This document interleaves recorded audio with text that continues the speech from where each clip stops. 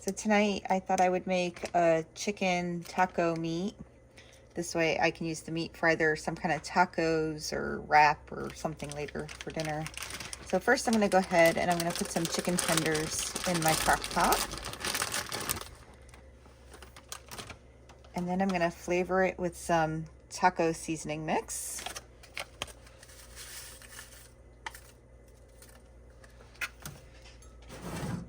And I'm going to add in roughly 3/4 of a cup of water. And then I'm going to stir that together and let it slow cook on a low heat for roughly 6 hours. This way later this evening I can go ahead and easily shred that up for either tacos or a wrap or whatever I feel like using it for. My chicken has been in the crock pot for at least 6 hours now. I seasoned it with a taco seasoning. So now I'm just going to take a look, see if it's done. It should be able to be shredded with just a fork, and oh yes, look at that.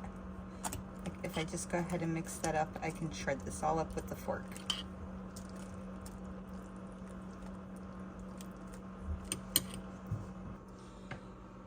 Now that my meat's all shredded, I'm going to go ahead and put my dinner together. And I decided, since I already have taco shells in the house, I'm going to go ahead and make some chicken tacos. So first, I'm going to go ahead and add in my shredded chicken.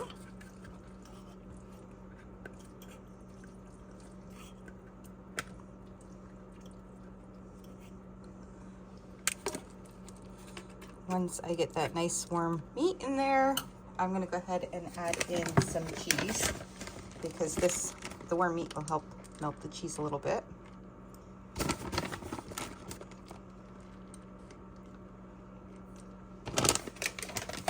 And then I'm going to go ahead and I add some like salsa mix that I put together earlier today. There's tomatoes, onions, some peppers in there. And then with that, I'm going to top it off with some shredded lettuce. Ooh, boy, did I fill this up really good. Better make sure to have a fork and knife handy. And a taco is not a taco without some Taco Bell hot sauce. So it doesn't matter what kind of meat I add in there. I do like to top it off with a little bit of this for a little bit of kick.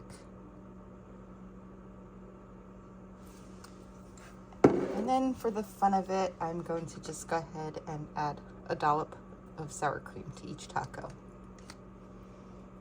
And that looks delicious. I hope you all have a great night.